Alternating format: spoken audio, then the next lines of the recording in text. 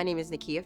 I am a high school administrator, and I am the parent of Brielle Davis. When I was diagnosed, one of the major lifestyle changes that I made was just looking at my diet and looking at how much I was eating out, how much of what I was eating just wasn't good, good to eat, and trying to monitor that as much as possible. So really cutting out the eating out and really doing some of, the kitchen cooking, as I like to call it, and doing those things, but also trying to have the vegetable, the protein, the fruit, kind of having all of those groups at some point throughout the day. So when we were first seeing it show up in my blood work, made the lifestyle changes. Cholesterol still high. I then, the doctor then looked at it again and was like, okay, we've got to now make some adjustments because things aren't improving. It was never suggested to me to undergo genetic testing during my journey. It only came up when we were engaged in Brielle's journey. When she had gotten sick last summer, doctors initially didn't know what that was. It ended up being diagnosed as a bone infection.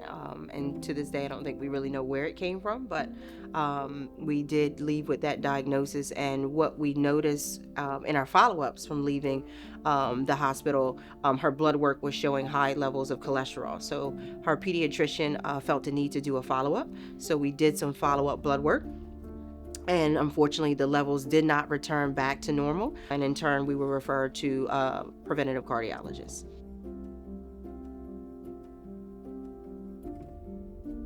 So early 40s, he had an episode right in our family bathroom, and it's four of us all together, kind of envision that as that was taking place, as my mom is trying to, call 911 and resuscitate, him as quickly as possible. So we ended up finding out via the autopsy that he passed away due to hardening of the arteries.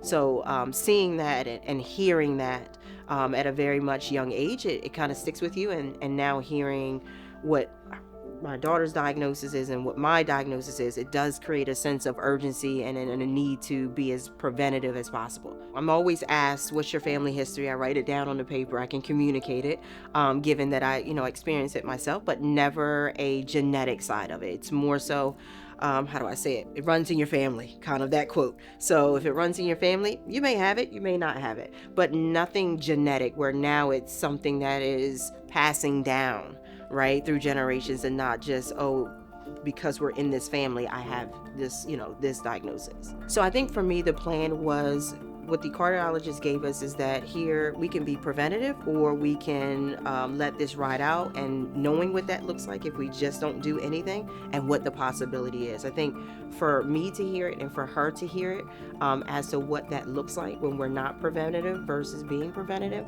that became our plan. So we left that office knowing that we are leaving this office knowing to be preventative, but also knowing that there's going to be some things we've got to do in order to do that. I would say for me, genetics don't lie. I think we've followed the steps to really narrow this down into one isolated thing. So I would definitely say, I don't think you can go back and forth with genetics.